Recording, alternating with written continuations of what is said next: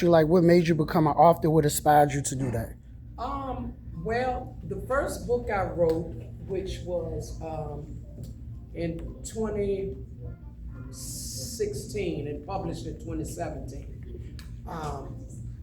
What inspires that particular book was, it was by me being a pastor, we were snowed in. This is how that book came up to life.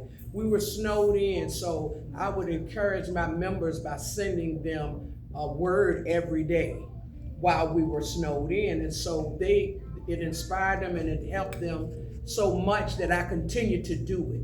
So I ended up saying, this could be a daily devotional. And so I put it together and it became a devotional. So that's how the first book. Now, this one, on the other hand, is more personal. Okay. I don't know if you all read the back of what the book really talks about. And this is not a man bashing book, but because I'm a woman and it was through my experience, so I don't want men to take offense to anything, because like they said, the shoe fit, okay? But it was inspired. One day I actually was on the phone with my best friend, and I had gone through a breakup and so forth, and I was dealing with different things, and so me and her and I were talking, and I just was sharing with her, I'm so tired of these carnal relationships, is what I said. I'm tired of putting crowns on clowns and calling them kings when they don't deserve it. And a lot of times women, we do that, we settle. We settle just to say we have somebody, but in all honesty, we really don't. If they're not meeting the criteria for your life, if they're not, I learned this, and God spoke this to me. People come in your life two ways. They're either wings or they're weights. They're gonna if they're weights, they're gonna continue to weigh you down. If they're wings, they're gonna take pressure off of you. Weights, they're gonna put pressure on you. Wings, they're gonna help take the pressure off of you. So, but I'm just gonna read the back of, back to that, and this will tell you how this book came about. So it says, are you tired of relationships with its uncertainties from immature men who don't know what they really want? They want to play games. Men who don't know what they really want. When a man don't know what he really want, it's because he doesn't know who he really is. Do you ever find yourself in the same old meaningless relationship over and over again? And even though it is a different person, it is the same relationship. And you keep wondering why this continues to happen. Well, even though it is a different person, it is the same spirit. And it is the broken things in us, the unhealed things in us, that continues to attract this. So one day I was having a conversation with my best friend about my last relationship and how I had been mishandled. I told her I was tired of the games and the lies, and I was tired of putting crowns on clowns and calling him a king. I said to her, I was so fed up with being taken for granted and keep being taken on ride after pointless ride, being unstable all the time, just like being at a carnival. Well, later that night, while I was in prayer, God literally brought back to my remembrance what I had said to my best friend. And he said to me, literally, this is a book and you need to write it. And so that's really what inspired me. So being obedient to God, as well as inspired by God, I wrote this book about how we settle in relationships with men who haven't healed, because sometimes we ourselves haven't really healed. This is why we settle. And so this is what really inspired me to write this book. And so when he inspired me, I didn't read it all. I leave some for y'all to read. But when he inspired me to write it, and when I was in prayer, he said that's a book and it can help people. And so the light bulb went off, and so I began to think about a carnival. What happens at a carnival? What do we do when we go to a carnival? And so in this book, I have 13 chapters, topics, starting from the parking lot, the long walk to the entrance, waiting in line, the entrance, the rides, the clowns, the fun house, the magicians, the tightrope and safety net, the animals, the juggler, lost in the madness, and then finally finding your way out. So you know how we get when we go to the carnival or the fair or whatever it is, there's so much going on. Sometimes you get lost trying to figure out how you got in, how you gonna get out. Sometimes the parking lot is hectic and frustrating, and it just reference to so many relationships. I can't speak for nobody else, but so many relationships that I have found myself in. And all in all, what I realized was that, as I said, it's the broken parts of us that keep attracting, because just like hurting people hurt people, broken people break people. Because people that are broken, we think we can fix people, but we can't. And it's not your job to fix what you didn't break.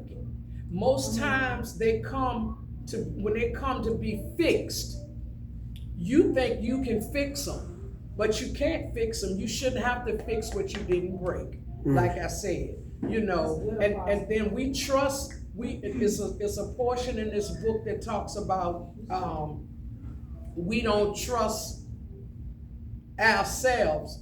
We don't love ourselves enough as we should, but yet we trust ourselves to others to love us. Are y'all catching me? We trust ourselves. We don't love ourselves enough, but yet we trust ourselves to other people to love us. And we think, and then when they can't love us the way we want to be loved, then we have a problem. Then we start feeling mistreated. We start feeling abused. We start feeling used. We start feeling all kind of emotions, when the truth of the matter is, if you were healed, then you would have never attracted that. Or if you were healed, you would have been able to discern that. If you were healed, you would have turned away from that. And so this book is in reference to the carnival, because we go through all kind of things in relationships. The roller coaster. We always on emotional roller coaster. We read it. It's a good read, y'all. That's I'm good. telling you, it's not 1,000 pages. It's small, but it's impactful, because it will hold you.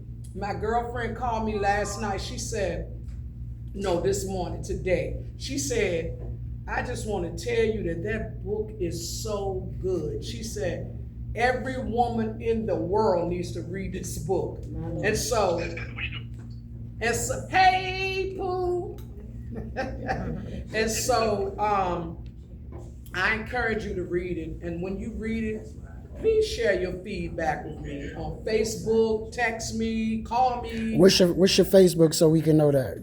My Facebook is, what is it? Sharmaine Thomas. Okay. Sharmaine Thomas. Yeah, I'm on Facebook. So give me your feedback and let me know what you think. And if any of you have already read this or some of it, then what are your takes? Tracy, you said you read 4 chapters. Was it anything that caught your attention, or is it anything that Yeah. What sparked you when what the part that you have read already? Okay, a lot of things. Like one thing, we always miss a red flag. Something they do, something they say. We overlook it. Come on. Oh, it's not that. He's gonna get better. it's gonna be all right, Yeah. and it's never the case. Yeah. Normally, it gets worse. Come on. You know, so You yeah, read the seriously. book. I mean, I'm living proof. I'm a lot older than some of y'all, and experienced this same stuff she's talking about. Like, it's real, and it will help every woman in the world. Every woman in the world, especially y'all young ones. Mhm. Y'all. And older ones too. Yeah. Because what I've realized in my latter years is that I find that older men play more games than the younger Oh, ones. yes, Yeah, Apostle. just as much. You know, so Yeah. it's really not an age thing. Yes, It's they a do. matter. Yes. It's a But matter. it's really. It's a matter of really maturity. Yeah.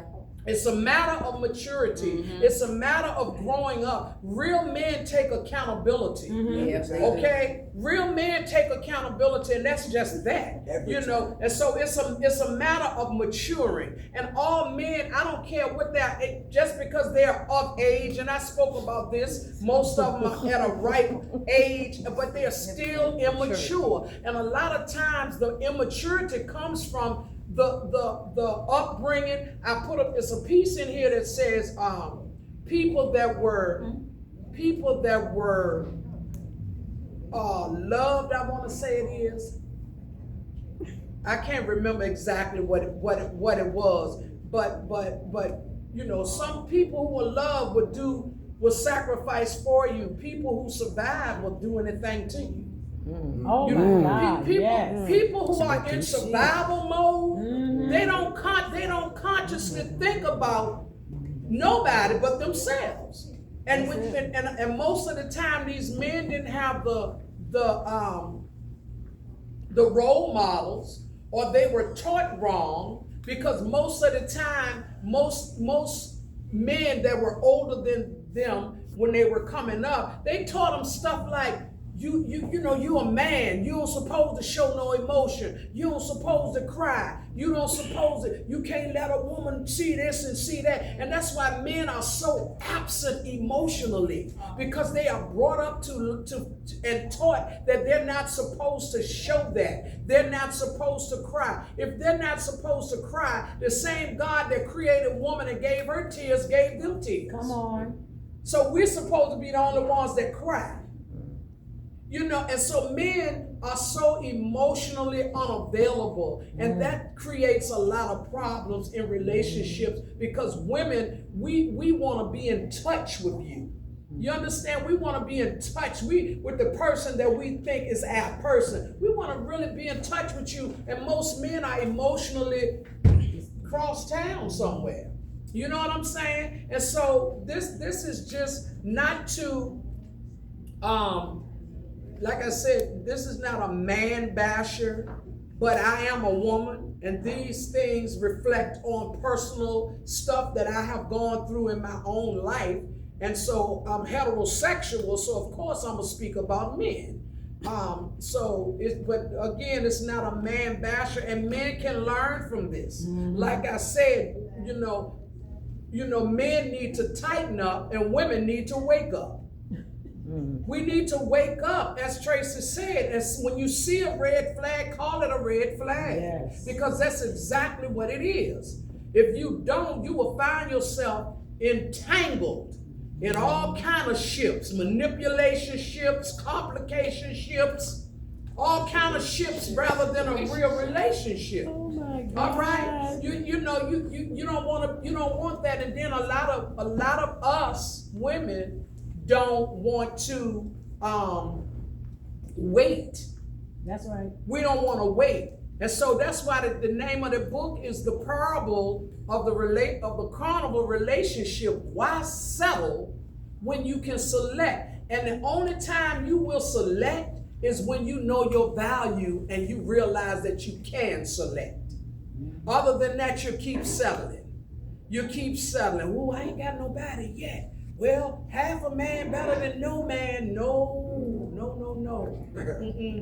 You may as well have no man. Okay? And so, if there's any other questions. I got one more question for anybody else asks a Go question. ahead. What is your advice for up and coming authors or people who want to be an author? Like, how should they start? How can they start? Awesome. Okay, well, first of all, you put what's in you on paper. That's the start. Whatever is in you that you feel is necessary for others to see, to hear or read, you start putting that on paper. That's half the battle. Once you get it on paper, then you find a publishing company that fits you. It's so many, they all say they do a lot of different things, but you gotta find the one that fits you. The one I deal with is Christian Faith Publishing. This is the second book that I published through them. And I would encourage you to do it. If it's a something in you, you know when it's there, whatever it is. If it keeps pulling at you, I would encourage you to do it. I appreciate that. And I'm going to say one more thing and I'm done. I promise everybody. Oh, I promise. Lord. I just want to say, remember that you're powerful. You inspired me and you motivated me because I've been procrastinating about this book. So you inspired me and remember that you're powerful. Keep on doing good things. All right, thank you. That's Come on, awesome. Tasia, you say you had a question? Yeah, was it a chapter in the book that was hard for you to write? Or that you felt like, it was kind of maybe hard than others to get out on paper? Well, I wouldn't say that it was a chapter for me that was hard to write, pretty much because I really was writing about me.